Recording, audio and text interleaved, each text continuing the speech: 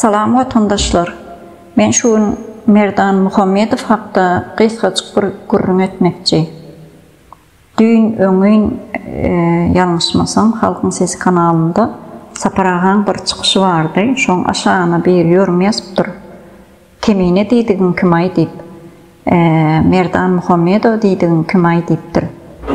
Merdan Muhammedov Türkmenistan vatandaşy. Merdan Muhammedov diýilende men şahsy öz gözüňe getirişim şu Türkiýede iň bir beýik adam var.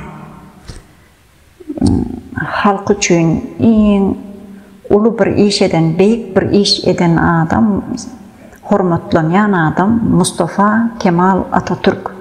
Men Merdan Muhammedowy edil şoňa diýen. Şol Mustafa Kemal Atatürk ýaly ulu işler alyp bardy. Merdanyň alyp baran işlerini gysga wagtyň içinde eden işlerini sanasaň sogaby var. Milli Halas Etiş Komitetini, Gurju Mejlisi, Milli Hazine we Maliýe Komitetini döretdi. Oňdaşyndan Halkyn Sesi kanalyny alyp barýar.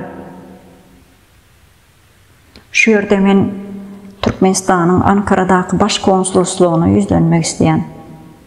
Sen näme iş etdiň türkmen halky üçin?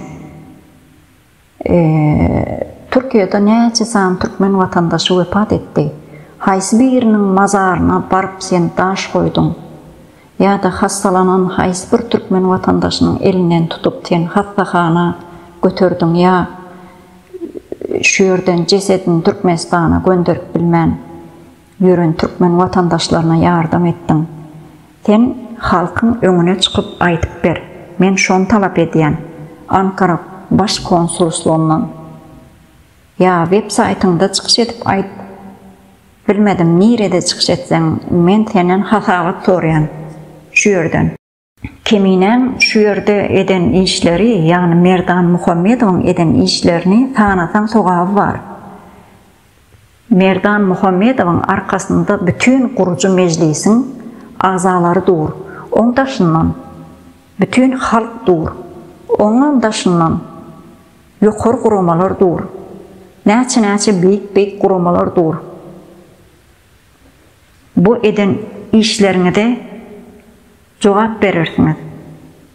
Men şu beýik özlerini beýik diýip beýik bir binada oturan Ankara baş konsuloslugyna ýüzlenýän. Şolardan hasap sorýan. Sağ olun vatandaş.